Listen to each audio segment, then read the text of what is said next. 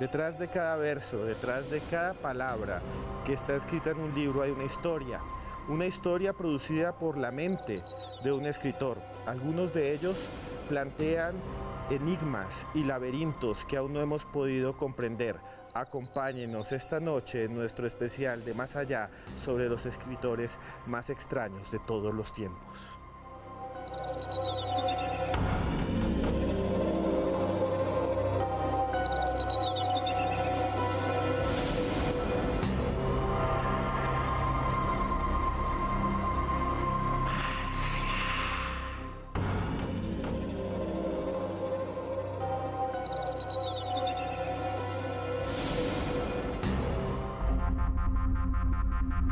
Detrás de cada libro de historia existe un ser humano, una persona rodeada de luces y sombras cuyas fantasías se plasman en el papel, dejando escapar universos de fantasía, fantasías que algunas veces se vuelven macabras y se sumergen entre tinieblas, como los versos de uno de los escritores góticos más célebres de todos los tiempos, Bram Stoker, un hombre nacido en 1847 en Irlanda y que escribió una de las novelas más aterradoras de todos los tiempos, Drácula.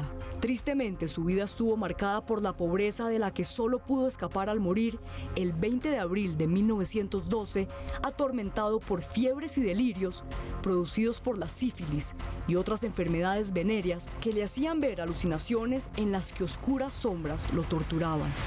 Imágenes que muchos historiadores adjudican a su última novela, La guarida del gusano blanco, en la que una horrenda criatura de forma humanoide se desliza debajo de un pueblo, como quedó representado en la película de Ken Russell en 1988. Sin embargo, Bram Stoker no es un caso aislado.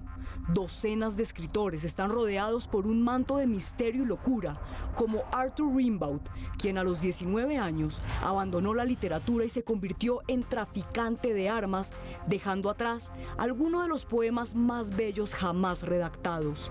Acompáñenos esta noche a sumergirnos en el mundo de los escritores misteriosos. Escritores que plasmaron sus pesadillas y sus sueños en letras. Escritores que trajeron a nuestro mundo a Drácula, también a Frankenstein y a otras criaturas. Esta noche en Más Allá vamos a entrar en su mente y les vamos a mostrar los oscuros laberintos que produjeron sus obras. Y para eso tenemos a un grupo, el Parche del Misterio. Hace unos meses, hace ya casi un año, estuvieron acá. Y es uno de nuestros videos más reproducidos en YouTube. Ustedes lo pidieron, ahora tienen que ver este programa que creo que los va a poner a pensar en los libros y en sus escritores. Y para eso tenemos a uno de los escritores colombianos de terror más famosos, un hombre que ha llevado sus letras a los más terribles horrores. Escribió un libro que se llama Mal paga el diablo. Su nombre es Álvaro Vanegas. Álvaro, muy buenas noches. Hola Esteban, buenas noches, muchas gracias por la introducción y bueno, feliz de estar acá como siempre. Álvaro, usted escribe terror. Sí. Y cuando usted escribe terror, y yo leo sus novelas, porque he leído ya 2 o 3, ahí hay una mezcla entre lo putrefacto, el sexo y también la violencia y lo monstruoso, menos lo sobrenatural. Usted, por ahora, en lo que vamos a ver esta noche, nos vamos a enfrentar junto con los televidentes al mundo de qué terror, de lo sobrenatural. Bueno, pues vamos, por mi parte voy a hablar de Stephen King y pues claramente un hombre con más de 60 novelas publicadas, pues ha tocado muchos temas, ¿no? Entre esos, pues si vamos a hablar de sobrenatural, estamos hablando por ejemplo de Pennywise, ¿no? Que es como el mal por antonomasia. Es la antítesis de Dios sin llegar a ser realmente el demonio, ¿no? Es algo así. Pennywise es el payaso de Pennywise. It, de la cosa. Sí, para que los que no lo conocen, es el payaso que dice, ven aquí abajo, todos flotan. Todos flotan. Es el que sale ahí en los años 80. Todos ustedes han tenido sueños con ese payaso seguro. No solo sueños, pesadillas, seguramente. Y muchas personas, incluso en el mundo, me han dicho que ellos odian los payasos por ese personaje. Por culpa, sí, claro, es que de hecho Stephen King lo hizo fue por eso, ¿no? También hubo parte de sus propios miedos. Creo que todos los escritores lo hacemos, sobre todo cuando escribimos terror, precisamente para plasmarlo en las letras. Entonces él mismo, que incluso Stephen King tiene algo muy raro que se llama triskaidekafobia, y es que le tiene miedo al número 13. Entonces en sus libros siempre el 13 es de mala suerte, el 7 es de buena suerte y el 19 que tiene una connotación bastante especial, bastante mágica que une mundos y universos, ¿no? Bueno, y también nos acompaña hoy una booktuber, una periodista y que además tiene un canal que se llama La Laubitácora, que antes se llamaba Buscando Libros. Les estoy hablando de Laura Bonilla. Muy buenas noches. Hola, buenas noches Esteban, muchas gracias por la invitación también. Laura, ¿hay algo oscuro en los libros? Claro que sí, sobre todo en la mente de quienes los han escrito, y eso es justamente lo que vamos a tratar un poco en este momento, porque sí es un tema bastante interesante, porque hay momentos en los que lees historias que dices, ¿a quién se le ocurrió esto? Seguramente lo que hablábamos en el programa pasado que mencionabas, hablábamos un poco acerca de qué conexión habría misteriosa de los escritores con ciertas energías o con ciertas cosas para que escribieran lo que escribieron, y pues eso es lo que vamos a abordar hoy también. Conexiones extrañas que están cerca del mundo paranormal y que usted y yo vamos a conocer. Y para eso también tenemos aquí a un periodista que trabaja en una de las editoriales más importantes del mundo, Penguin Random House, que también escribe de vez en cuando y se llama Tulio Fernández. Muy buenas noches, Tulio. Esteban, ¿cómo estás? Un placer estar aquí, en el Parche del Misterio y en Más Allá. ¿Preparado para esta noche y para contarle a los televidentes las extrañas conductas que tienen algunos de estos escritores? Claro que sí, yo creo que con el grupo que tenemos vamos a tratar escritores que tienen muchos misterios, tanto en su obra como en su vida, entonces es algo muy interesante de ver. Y nos acompaña el abogado, que además tiene una maestría en derechos de autor y que es escritor y dentro de poco va a sacar al público una novela, el señor Iván. ¿Cómo le va? Bien, muy contento de estar acá de nuevo. Este tema realmente es apasionante, lo que está detrás de quien escribe las letras, que en mi caso fueron las que me inspiraron para empezar en este mundo de la escritura. Espero sea un buen programa.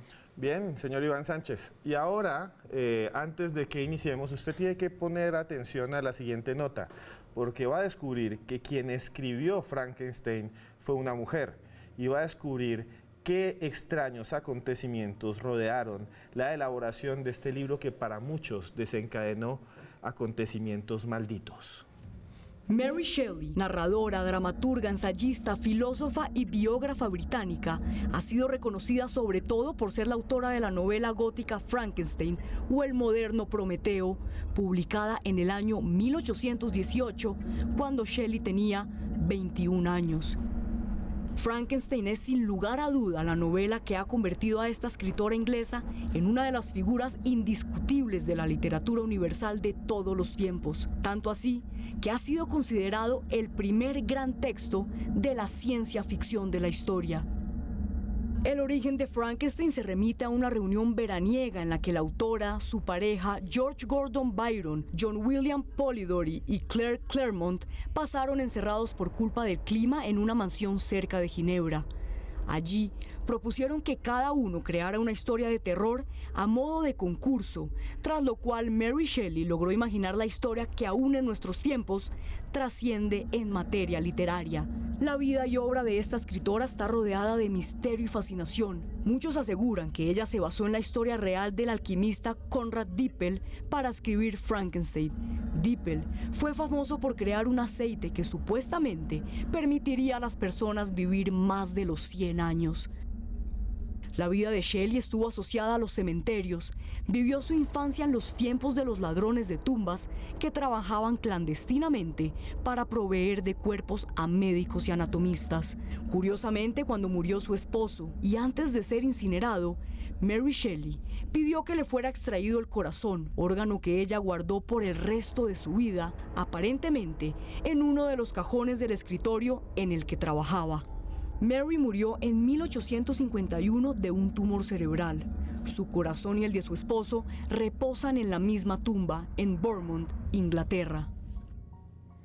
Una mujer que escribe una de las novelas más impresionantes del terror gótico. Una mujer que nunca había escrito nada así. Y las demás novelas que hizo son románticas. Una mujer que le sacó el cadáver al cuerpo de su esposo y lo guardó en un cajón.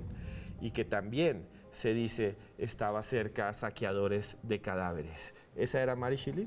Claro que sí, para muchos incluso la ciencia ficción no tiene padre sino madre, ella es Mary Shelley y en este caso, como lo pudimos ver en la nota, lo misterioso del contexto en el que ella escribió Frankenstein, que por supuesto tuvo un éxito que pues en ese momento quizás era inimaginable, fue que ella vivió en una época en la que a su alrededor hubo muerte todo el tiempo. Ella tuvo que sufrir la muerte de su madre justamente después de que ella nació, sufrió la muerte de 3 de sus hijos, solamente uno sobrevivió y pues su esposo también murió ahogado en un naufragio. Entonces todo esto relacionado también con la época en la que se hacían muchas ferias freaks, en las que también las personas que quitaban como los huesos de las tumbas y demás, las llevaban a donde los médicos y donde los anatomistas para que ellos desarrollaran sus investigaciones y demás. Entonces todo esto hizo que ella creara esta historia que muchos conocemos y que sabemos que se trata de justamente una persona que quiso crear un humano nuevo, que quiso ser como explorar un poco los misterios del ser humano y a través de muchas partes de otros seres humanos crear a este monstruo que es el monstruo de Frankenstein. Sí, hay que aclarar una cosa y yo creo que aquí todos estamos de acuerdo. Cuando usted ve a Frankenstein, todo el mundo dice es Frankenstein, pero no es Frankenstein, es el monstruo de Frankenstein. Porque en la novela el que lo crea es un médico que se llama Víctor, que es de apellido Frankenstein. Yo le quería preguntar algo que también me aparece en la nota y que a mí siempre me ha parecido increíble de Mary Shelley, que es lo siguiente. Dicen que hay una conexión de sus escritos con la alquimia. Sí, bueno, muchos historiadores dicen que es probable que ella se haya basado en la historia de un hombre alquimista que pues estaba haciendo como este invento para que las personas duraran 100 años de vida. Entonces, pues ella se basó en él porque él buscaba las partes de humanos muertos, los cadáveres y demás para crear esos experimentos y pues para muchos era como muy conocido ese personaje en ese momento, pero pues como que nadie pensó que fuera a trascender de esta manera en esta historia. Frankenstein nace después de una reunión de amigos en la que ellos se propusieron hacer historias de terror casi que por concurso, casi que por gusto, y pues ella terminó diciendo esto. Hay algo que yo quiero decir, a ver si aquí tanto Laura como los demás del Parche del Misterio me corrigen. Yo he escuchado mucho que dicen que Frankenstein realmente no lo escribió Mary Shelley.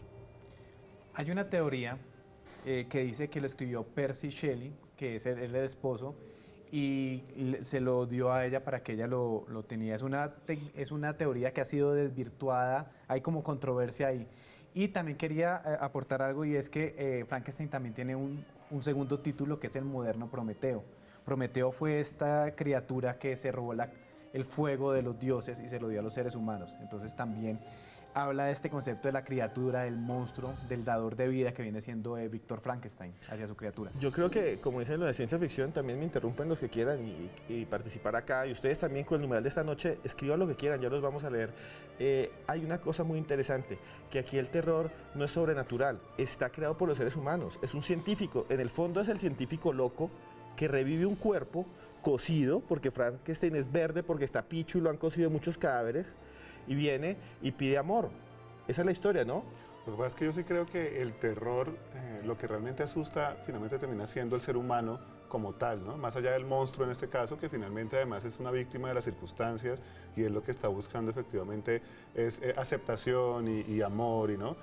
Aquí viene, sobre todo pues en esa época, el terror está más dentro del ser humano y creo que eso se está como repitiendo, más allá, digamos, de algunas historias de James Wan que hablan que el conjuro y todo esto, y viene la monja, pero entonces precisamente viene la monja y la del terror, más allá del fantasma, del poltergeist que logra apropiarse de una casa, pues es una monja, ¿no? Entonces claramente yo sí siento que el terror real, el que de verdad asusta y llega a la médula, es el terror que tiene que ver con el ser humano. Pero un terror que a mí sí me parece completamente real cuando uno ve la vida de Mary Shelley. O sea, ¿qué señora se le ocurre arrancarle el corazón a su esposo muerto y guardarlo en un cajón y escribir encima del cajón? Además, es muy común lo que decía Laura. Dicen, y me corregirá Laura, que ella era bastante proclive a ir a ver los llamados circos de freaks. Exactamente. ¿Qué son los circos de freaks? Pues son donde hay enanos, personas con problemas mentales y entonces... Con malformaciones físicas también. Ella tenía como ese gusto y además del corazón de su esposo que lo guardó pues por mucho tiempo hasta su muerte, dicen que en la tumba de ella también conserva partes de los cadáveres, cabellos, pañuelos y demás de sus hijos muertos. Entonces eso también es un poquito extraño, pero pues ella lo Pues pidió. casi como Frankenstein, un montón de pedazos, un corazón, un pedazo de Exactamente. cadáver y todo junto, porque Frankenstein es un armado de varios cadáveres. Ustedes sigan tuiteando con el numeral de esta noche. Ya volvemos después de comerciales, porque Iván Sánchez, Tulio Fernández y todo el grupo del Parche del Misterio los va a dejar de una pieza. Ya volvemos y esto es Más Allá. Continuamos en esta noche dedicada a los escritores malditos, aquellos que engendraron las criaturas que habitan las películas de terror, aquellos que habitan las peores pesadillas. Un saludo rápido a Carechimba, que también habita mis pesadillas porque ese nombre es impactante y no lo he vuelto a ver. Magno Emperador de las Joyas, Farid Nasal, Eres Inteligente, está bien, Sucumbat, Dianita Chiflis, hola José, a todos ustedes un abrazo y sigan tuiteando con el numeral de esta noche, escritores en Más Allá, porque aquí tenemos escritores hablando de escritores. Y uno de los escritores más conocidos del mundo, más películas se han hecho de sus obras que ningún otro escritor y que además ha marcado y dejado una huella en el género del horror, del terror y lo sobrenatural, es Stephen King. Y esta es su historia. Con su firma en casi 100 obras entre novelas, libros de cuentos, cómics y novelas gráficas, Stephen King, además de ser el segundo escritor más rico del mundo, es también uno de los más prolíficos en la actualidad. Nacido en 1947 en Portland, Estados Unidos, este autor ha cautivado a lectores de todas las edades durante más de 4 décadas. Desde su primera novela, Carrie, publicada en 1974 y adaptada al cine en 1976, bajo la dirección de Brian De Palma, sus obras han sido llevadas a cortometrajes, series de televisión, en más de 200 ocasiones, un récord prácticamente imposible de superar. Entre estas adaptaciones se destacan Milagros Inesperados, El Resplandor, Aquí está ya. y la versión de 2017 de It, la película de terror más taquillera de la historia.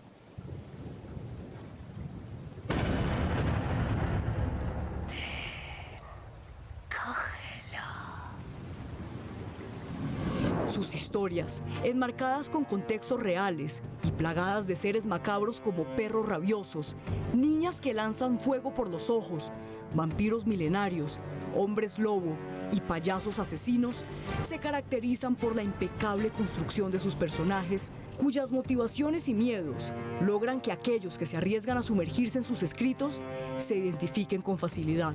King, el maestro del terror moderno, es el responsable de millones de pesadillas alrededor del mundo, y aunque en 1999 estuvo a punto de morir cuando una camioneta lo arrolló mientras caminaba cerca de su casa, e incluso llegó a anunciar su retiro en 2002 a causa de los dolores producto de este accidente, su imaginación desbordada, su talento innato para asustar y su férrea disciplina lo mantienen en los primeros puestos de ventas en todo el mundo, construyendo universos infernales y escalofriantes con sus historias. Uno de los escritores más conocidos del planeta y que llevó a muchas de sus historias al límite. Un escritor que habla de amigos que están alrededor de momentos siniestros y que tal vez usted no conocía, pero sí había visto sus películas.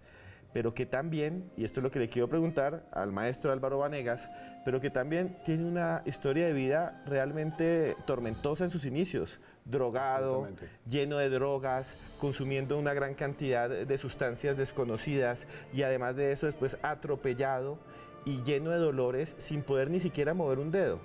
Sí, bueno, realmente su vida fue, sobre todo al inicio, pues tenía 2 años cuando su padre los abandona, su mamá tiene que ocuparse de él y su hermano sola en la vida, pues. Él crece, sin embargo, pues logra escribir 3 novelas antes de que le publiquen la primera, ¿no? Su madre muere de cáncer, no alcanza a ver el libro publicado, el primer libro que fue Carrie. Fue su esposa, de hecho, porque había, pues en la época en que la gente escribía en máquina de escribir, y el manuscrito de Carrie lo había botado a la basura, para él no servía para nada. Y la esposa Tabitha lo tomó de la basura y le dijo, no, venga, intentémoslo. Y esa fue su tercera novela escrita, pero fue su primera novela publicada, y bueno, eso fue lo que lo llevó a la fama. Y efectivamente, de ahí para adelante, hacia arriba, 200 veces lo han adaptado, es realmente un récord imposible de superar en este momento, entre largometrajes, cortometrajes y series de televisión, 200 veces, más de 200 veces. El hombre ha vendido más de 400 millones de copias de sus libros. Es el segundo autor más rico del planeta detrás de J.K. Rowling, la de Harry Potter. Y efectivamente en 1999 él sale de su casa, siempre hacía una caminata, un hombre muy entregado al ejercicio, como mantenerse, tenía apenas 50 años. Y un señor viene con su camioneta en el carro y se distrae por culpa de unos perros que están atrás y lo embiste, se lo lleva por delante, básicamente. Stephen King queda por allá tirado, básicamente en un potrero. Afortunadamente no es Colombia, sino Estados Unidos, entonces el hombre paró y lo ayudó. En Colombia seguramente lo hubieran dejado ahí tirado. Lo llevan al hospital, él efectivamente pues queda muy mal, lleno de fracturas. Logra sobrevivir, sin embargo, pero poco después dice, no, yo no vuelvo a escribir, porque él cuenta en una obra que se llama Mientras escribo, que el sentarse, el mantenerse sentado durante mucho tiempo le causaba unos dolores impresionantes. Entonces él decía, no, pues definitivamente no puedo volver a escribir. Eso obviamente después pues, se fue calmando y terminó escribiendo. Es un hombre que escribe más o menos cada 6 meses, saca un libro nuevo, es súper prolífico. Escribe 4 horas diarias y lee 4 horas diarias. Es su trabajo, pues, realmente. Él trabaja 8 horas al día. Y bueno, ahí sigue, ¿no? Entonces sí, algo curioso es que la camioneta con que lo atropellaron, él la compró antes de que la vendieran en eBay, porque esa era la intención, ¿no? Coger la camioneta y venderla en eBay por millones de dólares, como la camioneta que atropelló a Stephen King. Él dijo, no, yo se la compro, hermano, la guardo, la vuelvo chatarra y ya. Pero sí, Stephen King y claramente en este momento es el maestro del terror, con todas las influencias que tiene autores como Lovecraft, que vamos a hablar de ahora de ellos, de Poe, ¿no? Pero claramente sí marca un antes y un después en la narrativa actual. Hay algo que hay que señalar sobre lo de King y el accidente, y es que la obra máxima de King, o la saga principal al que le dedicó como 30 años de su vida, se llama La Torre Oscura. Y él decidió incluirse como personaje dentro de la misma obra y narra con todos los detalles lo que le pasó, cómo lo atropellaron. Y él atribuye ese accidente a un ente maligno y desconocido, que es como el gran antagonista de esta obra, que se llama el Rey Carmesí, que viene siendo como una especie de demonio principal. Como diciendo en la obra que hubo una entidad inteligente que se llama el Rey Carmesí, que fue el que atropella a Stephen King como personaje. No exactamente, pero sí está imbuido con ese carácter maligno que impregna la obra. Yo les voy a hacer una pregunta a todos, al maestro Álvaro, todo el que quiera decirlo, porque eso lo estaban escribiendo también hace poco con el numeral. Dicen que Stephen King, y hay un montón de gente que dice que no puede haber escrito tanto, porque escribe un libro cada 4 meses, cada 6 meses, que además son de 800 páginas. Entonces hay unos grandísimos. Entonces hay mucha gente que dice que estas novelas no las escribe, por lo menos unas, no las ha escrito Stephen King. Para mí eso demuestra un absoluto desconocimiento del oficio. Yo doy fe de que una novela se puede escribir en 3 meses y menos. Y mucho más un hombre que ha escrito tantas cosas y claramente tiene un oficio, y este hombre, pues si uno dura 4 horas al día escribiendo y además por cada libro que saca le dan, así solo por sacarlo, le dan 4 millones de dólares, yo también escribiría un libro cada 6 meses, se los aseguro. Entonces sí siento que también demuestra un desconocimiento, y además hay algo en la obra de Stephen King, y es que sean buenos o sean malos los libros, sí se siente una consistencia en cuanto al estilo. Es evidente que está escrito por una sola persona. Entonces, para mí, esos son, pues, siempre hay que, si Shakira decían que hizo un pacto con el demonio para poder ser famosa, pues bueno, la gente siempre inventa cosas alrededor de la gente famosa, no sé realmente con qué intención. Claro, lo increíble es quizá que la calidad con la que igual sigue escribiendo sus historias, porque lo que tú mencionabas, listo, un profesor que está metido en el oficio, puede que saque novelas cada 4 meses, pero este autor se ha mantenido arriba por mucho tiempo. Yo quiero preguntarles a ustedes también, volviendo a la vida de Stephen King, hubo un momento en el que él pasó de estar perdido en las drogas, literalmente, de no hacer nada, sino drogarse, a convertirse en un superescritor. ¿Cómo sucede eso? No, pero en realidad primero fue un superescritor, primero fue famoso, y después vinieron varias novelas, y él de hecho él lo dice. Yo no recuerdo cómo escribí Cujo ni cómo escribí El Resplandor. Él no lo recuerda porque en ese tiempo estaba realmente llevado por el alcohol y las drogas, pero llevado mal. Lo cuenta sobre todo en Mientras escribo. Y son dos de sus obras más, para mí, de sus mejores obras, ¿no? El Resplandor fue, yo creo que de las más icónicas, o es, que la película de Kubrick con Jack Nicholson es súper conocida, pero nos está diciendo el escritor que no se acuerda cómo la escribió. No se acuerda de lo llevado que estaba por las drogas, así es. Y de hecho, él deja las drogas es por la esposa que él ha estado con él toda la vida, toda la carrera de él. Le dice, si no dejas las drogas, te abandono. Y él cambia eso. Y de hecho, él escribe una novela que también es muy conocida, que se llama Misery, donde él hace como una catarsis de todo lo que le estaba pasando. Entonces, en Misery, la historia de un escritor que está atrapado por una fan que lo secuestra y lo amarra para que escriba obras solo para ella. Y él consideraba que Misery era como la droga para él. Entonces escribe ese libro pensando así. Doctor Iván Sánchez, ¿qué piensa usted de Stephen King? Bueno, Stephen King es un autor cercano, es alguien que escribe cosas muy interesantes y muy entretenidas de leer. Yo creo que precisamente, volviendo sobre lo que decía Álvaro, a él no se le dificulta escribir porque lo hace todo el tiempo, porque escribir no es difícil cuando alguien tiene la posibilidad de ser, de que sus historias se cuenten solas. Él creo que también lo ha hecho en alguna entrevista, que él se pone a escribir, escucha su música a todo volumen y eso simplemente fluye. Eso desvirtuando el tema de los escritores fantasmas. Sí. Sí, y realmente es tan ameno, o sea, es tan agradable de leer que él puede seguir sacando cualquier cantidad de novelas y seguramente nosotros seguiremos comprando y leyendo. Muy bien. Ustedes que están ahí, escriban con el numeral de esta noche, escritores en Más Allá, cuál es su novela y su escritor favorito. Envíenos fotografías, ya hay algunos por acá, y veía a Farid Nazar.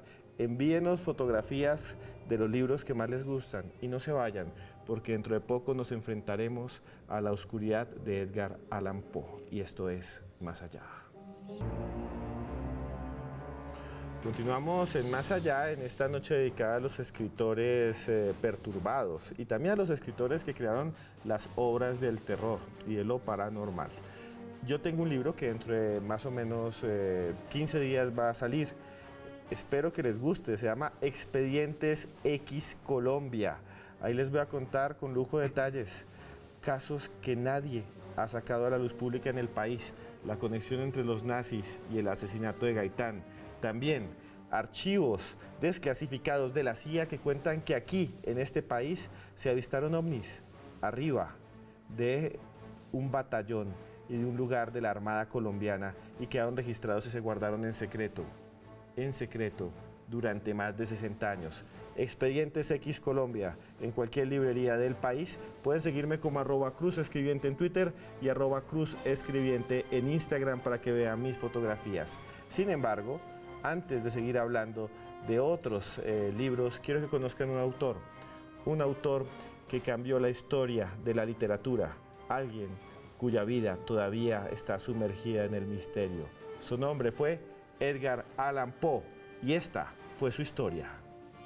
Edgar Allan Poe fue uno de los maestros del terror y sus relatos casi 2 siglos después de su muerte siguen causando pesadillas en sus lectores. Y sin embargo, su vida y muerte estuvieron envueltas en el misterio. Nació el 19 de enero de 1809, hijo de Elizabeth y David Poe, actores ambulantes de teatro, quienes lo dejaron huérfano a los 2 años. Sus obras no solo se enmarcaban en lo gótico y en el terror con cuentos como La caída de la casa de Usher, El gato negro y La máscara de la muerte roja, sino que innovó con otros géneros como los relatos detectivescos, el mesmerismo y la ciencia ficción. En 1835 se casó con su prima Virginia Clems, quien tenía 13 años mientras que él contaba con 27. Mucho se ha especulado de este matrimonio y expertos biógrafos de Poe piensan que su relación era más fraternal que romántica y el matrimonio nunca fue consumado. Sin embargo, Virginia muere 9 años después a los 24 por tuberculosis, sumiendo a Edgar Allan Poe en una depresión de la que no se curaría jamás. Fruto de la muerte de su amada, gran parte de su obra gira en torno a mujeres hermosas que mueren a temprana edad, como se puede ver en los poemas Annabel Lee y uno de sus textos más famosos, El Cuervo. La muerte de Virginia también hizo que se refugiara en la bebida Y si bien antes tenía inclinaciones alcohólicas, con esta pérdida se potenciaron aún más y quizá influyeron en su misteriosa muerte. El 27 de septiembre de 1849, Poe partió a Richmond, Virginia, para dirigirse a su casa en Nueva York. A partir de ese momento, todo es misterio. El escritor desapareció y fue encontrado el 3 de octubre, una semana después, divagando por las calles de la ciudad, enfermo, delirando, vistiendo ropa harapienta. Fue trasladado al hospital de Nueva York, donde nunca recuperó la cordura y finalmente murió el 7 de octubre de 1849. Los registros médicos y el acta de defunción del escritor se perdieron. Por tal motivo, se desconocen los motivos reales de su muerte. ¿Cuál es la verdad tras la muerte de Edgar Allan Poe? ¿Dónde estuvo esa semana que desapareció? Sus horas finales, al igual que sus cuentos de terror, estarán para siempre en el misterio. Se casó con una muchacha de 13 años. Él tenía 27.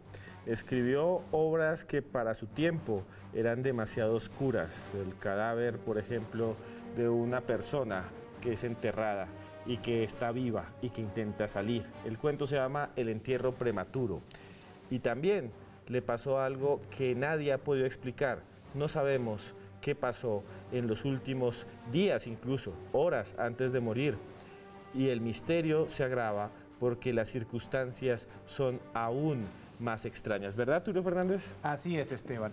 Es muy misteriosa la muerte de Edgar Allan Poe porque él desaparece, como decía la nota, una semana y lo encuentran completamente andrajoso. Él se caracterizaba por estar bien vestido, andrajoso, delirando, en fiebre, y lo encuentran y se lo llevan a un conocido y se lo llevan a una clínica, y él de un momento a otro empieza a preguntar por un señor Reynolds que no lo conocía, nadie sabía quién era Reynolds, y empieza a gritar por Reynolds, empiezan como a darle medicinas, pero él ya está en un estado como muy avanzado, no se sabe de qué era exactamente, y muere una semana después sin haber dicho dónde estaba, y las últimas palabras de Edgar Allan Poe son: que Dios se apiade de mi pobre alma, y muere. Entonces hay varias teorías. Una de las teorías que tiene más fuerza es que él fue secuestrado, porque en esa época habían elecciones en los Estados Unidos y así había algo que se llamaba el coping o el cupping, que era que secuestraban a alguien, lo emborrachaban a la fuerza, pero lo emborrachaban y lo drogaban a la fuerza y hacían que votara por un candidato. Y luego lo disfrazaban de otra forma y hacía que él votara por el mismo candidato. Era una especie de fraude electoral de los Estados Unidos. Y Edgar Allan Poe tenía problemas con el alcohol. De hecho, tenía tantos problemas que el médico le ha dicho que él no podía tomar más. Hay gente que dice que era alcohólico, pero hay otras teorías que dicen que no tenía tolerancia. Entonces, una copa que él se tomaba era como si alguien se tomara 10 copas. Entonces, la teoría dice que lo emborracharon a la fuerza, lo drogaron, lo hicieron votar. Eso explicaría también por qué tenía estaba andrajoso, como un pordiosero, cuando él no era así. Hay otras teorías que dicen que él pues, no podía tomar, pero estaba tan deprimido por la muerte de Virginia, su esposa, que tomó y pues eso lo condujo a la muerte. Y hay otra teoría que dice que él tenía un tumor cerebral o que la muerte había sido por envenenamiento porque él estuvo a punto de tener cólera y le dieron como mercurio, algo así para curarse, y también eso hace parte de las teorías de la muerte de Edgar Allan Poe. Laura, Álvaro, el que quiera de ustedes, Iván, comentar. Poe en su escritura es muy oscuro, ¿verdad? Absolutamente, pues sobre todo tomando en cuenta la época, ¿no? Hace ya 200 años más o menos, pero creo que esa oscuridad es precisamente lo que hace que él perdure. Él ha permeado muchísimo la cultura popular, en Los Simpson, una película, él aparece en Los Simpson, El Cuervo. Hay una película de Brandon Lee que en esa película se muere, que también tiene que ver con El Cuervo. Hay una película pésima con John Cusack que el personaje principal es Edgar Allan Poe. Entonces claramente, y creo que todo el mundo conoce, por lo menos ha escuchado algo sobre Edgar Allan Poe, y sus libros se siguen vendiendo, sacan ediciones cada vez más bonitas, y creo que es precisamente por esa oscuridad, ¿no? Que en ese momento pues de pronto fue escandaloso o lo que fuera y la gente como que de pronto ya no, pero eso logra que perdure para mí. Hay algo extrañísimo en Poe que a mí siempre me ha parecido, y es que su obra no es tan grande. A diferencia de King, que son cantidades de libros, son cuentos y una novela. Solo escribió una novela, La extraña Arthur Gordon narración Pym. de Arthur Gordon Pym, en el cual alguien se va en un barco y además quedó inacabada y se comen ahí, literalmente se canibalizan. Los personajes se matan entre sí, se comen las tripas entre ellos, es horrenda. Y una serie de cuentos que se publicaron eran en revistas y en periódicos. Claro, la mayoría de los cuentos de Poe están en diferentes publicaciones, luego se agruparon. El mayor traductor de Poe al español fue Julio Cortázar, de hecho. Y lo que decía Álvaro, por ejemplo, de Los Simpson, creo que ha sido el único autor que le han leído el relato íntegro sin modificarle una sola palabra. Los Simpson, que es de humor y todo esto, aquí en un especial de Noche de Brujas, vean completamente. Y le voy a contar de un misterio en la vida real después de la muerte de Edgar Allan Poe. Sí, señor, pero antes de que hablemos de eso, hay otro autor, tal vez el gran maestro del misterio. Su nombre fue Howard Philip Lovecraft y esta fue su historia. Howard Phillips Lovecraft nació en Providence, Rhode Island, en Estados Unidos, el 20 de agosto de 1890. Mejor conocido como H.P. Lovecraft, fue un consumado autor de novelas y relatos tanto de terror como de ciencia ficción. Fue un muchacho brillante que gozaba, sin embargo, de pésima salud, razón por la cual no asistió al colegio sino hasta los 8 años. Recitaba poesía desde los 2 años, leía a los 3 y empezó a escribir a los 6. Ensimismado y solitario, dedicaba su tiempo a la lectura, la astronomía y a escribir cartas a otros aficionados a la literatura macabra. Gustaba de frecuentar parajes extraños y apartados como cuevas y arboledas alejadas para poder dar rienda suelta a su exaltada imaginación. En esos sitios recreaba situaciones históricas o se ensimismaba en la observación de pequeños detalles que pasaban inadvertidos al resto de las personas, pero que a Lovecraft le fascinaban. Sus obras se enmarcan en el pesimismo y el cinismo. Sus relatos tratan sobre espíritus malignos, posesiones y proyecciones psíquicas, así como mundos alucinados donde el tiempo y el espacio se alteran irremediablemente. H.P. Lovecraft murió de cáncer intestinal en el Hospital Jane Brown Memorial en su natal Providence el 15 de marzo de 1937 en la pobreza y el anonimato. El creador de los mitos de Tulu o los mitos de Cthulhu, como le quieran decir. El creador de una de las más importantes sagas y mitologías macabras, demonios que supuestamente habitan debajo del mar y en el centro de la tierra. Howard Philip Lovecraft. ¿Quién era Howard Philip Lovecraft? Bueno, indudablemente Lovecraft era un genio. Se nota desde que a una corta edad ya hacía cosas que pues, una persona normal no haría sino tiempo después. Era un apasionado de temas de ocultismo.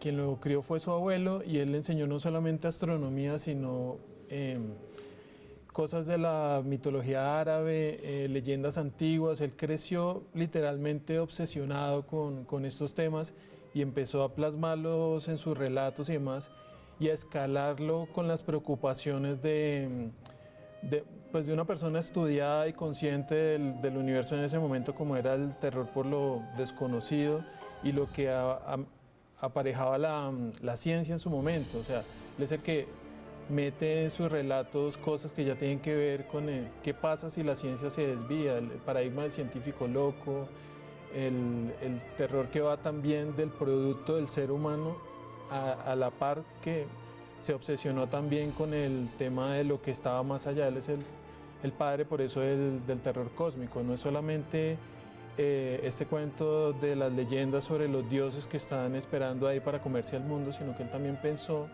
lo que estaba más allá, algo así como el tema alienígena y demás, que después retoma autores como el mismo King también. Es decir, la obra de él es tan diversa, tan compleja.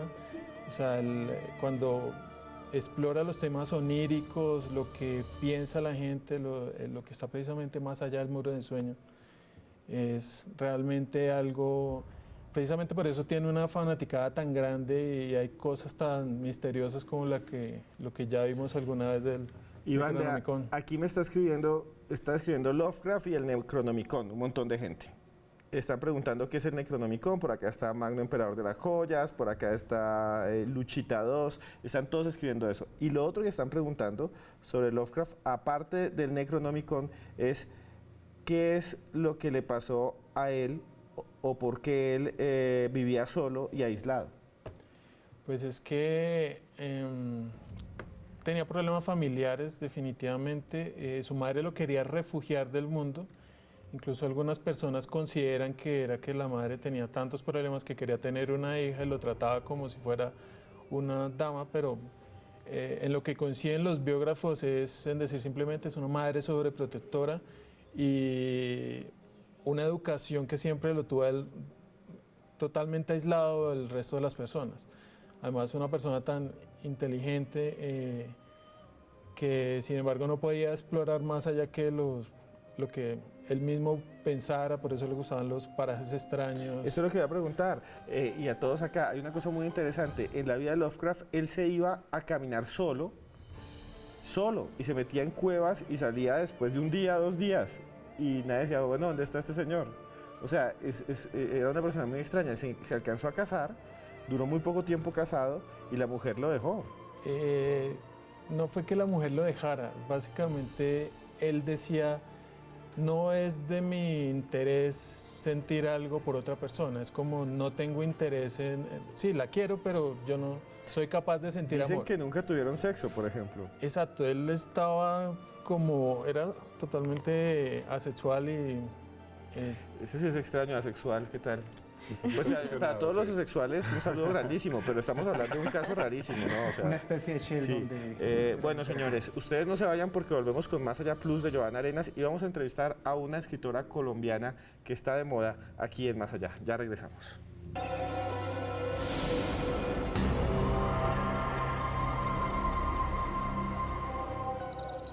Continuamos en Más Allá, en esta noche dedicada a los libros y a los autores más misteriosos de todos los tiempos. También les quiero recordar algo que para mí es fundamental, y es que ustedes hacen parte de este programa. Solo tienen que entrar a Twitter y con el numeral de hoy, que está aquí abajo, escriban su comentario. Mucha gente ya subió su libro de terror favorito. Otros nos dicen que les gusta el programa y otros envían preguntas para los panelistas del Parche del Misterio. Ya más adelante les haré algunas, pero hasta ahora está Joana Arenas y esta es su sección Más Allá Plus. Buenas noches, Joana. Buenas noches, Esteban. Como ustedes muy bien lo han dicho en el programa de hoy, los libros están llenos de magia, de seducción, de pasión, de fantasía, pero no solo el papel, también las personas que están detrás de ellos, los escritores. Por eso hoy quiero recomendarles a 2 colombianos. Primero, Pilar Quintana con su libro La Perra, una sensacional historia de nuestro Pacífico. Resulta que en ella se retrata el abandono estatal, pero también se retrata los rituales mágicos de esa parte de nuestro país. Precisamente por eso hemos invitado a Pilar para que nos cuente más sobre su libro. Se trata de una mujer que está llegando a los 40 años y no ha podido tener hijos, y ese ha sido como un deseo muy fuerte que ella ha tenido siempre. Entonces pues empieza un poco a resignarse, porque las mujeres nos han dicho pues que a los 40 ya, después de los 40 es imposible tener hijos.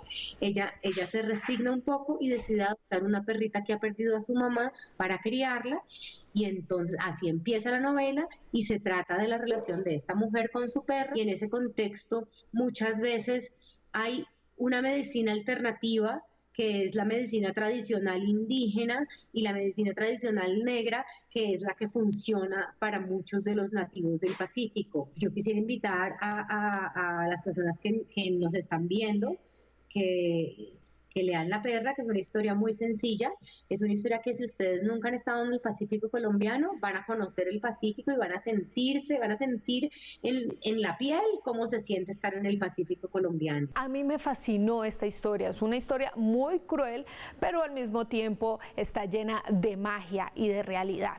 Para los que les gusta la ciencia ficción, les recomiendo Jiménez, del escritor caleño Luis Noriega. Una historia en una ciudad muy, muy lejos llamada Ciudad Andina. Allí los pobladores tienen que firmar un contrato para, con una simple llamada, terminar con su vida. Pues resulta que así transcurre y es Jiménez precisamente el encargado de llevar a cabo este último deseo de los pobladores. Una historia llena de humor negro, de tragedia y también una forma sarcástica de mostrar nuestra realidad actual.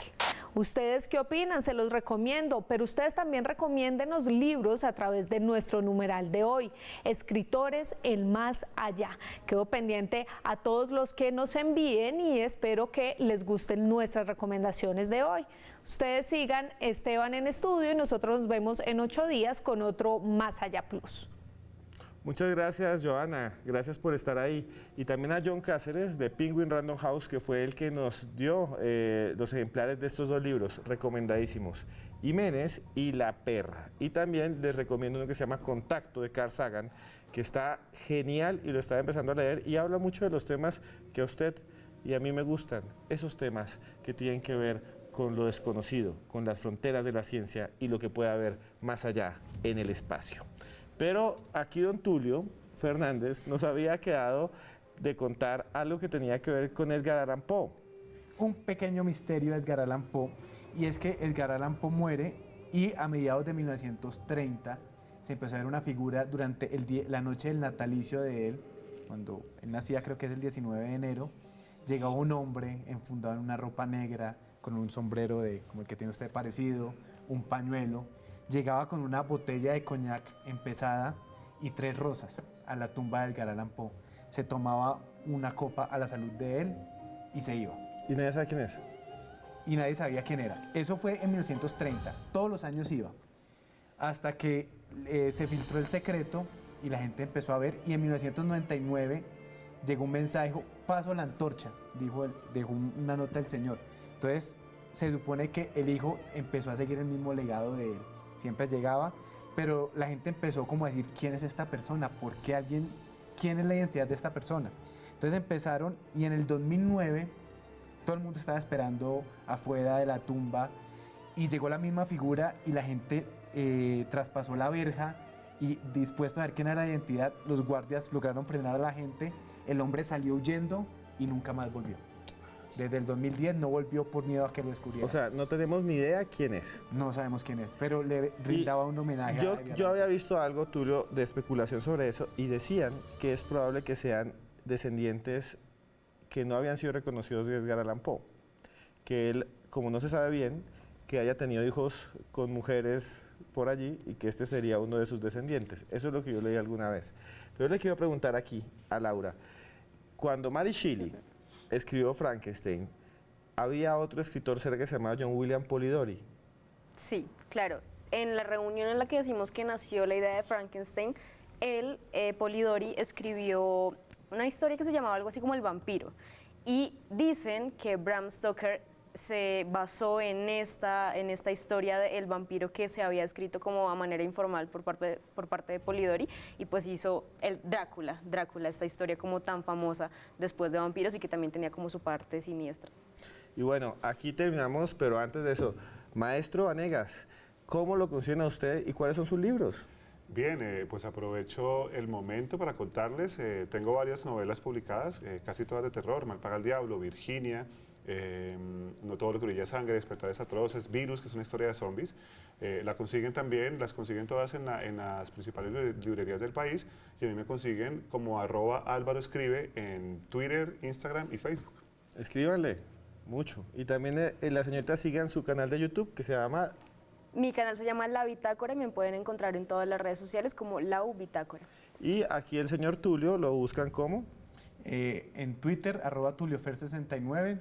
Tengo también un canal de YouTube que se llama Tertuliando, donde hablo de libros, series y películas. Y en Facebook como Tulio Fernández. Y el señor Iván va a sacar su próxima novela dentro de poco. ¿Y dónde lo consiguen a usted? Pues yo aparezco en Instagram como @Terac. Por si... Como pterodáctilo. Es la contracción de un nombre de un demonio. ¿Es la contracción del nombre de un demonio? Sí, del mismo Baal. Búsquenlo entonces como Terac, @Terac. Y a mí, en cualquier librería del país, pregunten un libro de Esteban Cruz y ahí verán cómo se horroriza el vendedor y le saca 3 títulos que tengo y le dirán, si no están agotados, compre este en el que sale un bebé licuado real, que se llama Vampiros, Caníbales y Payasos Asesinos. Se les quiere mucho. Nos vemos dentro de 8 días con otro tema misterioso y paranormal aquí en Red Más. Y recuerden que entre más lejos andemos, siempre habrá un más allá.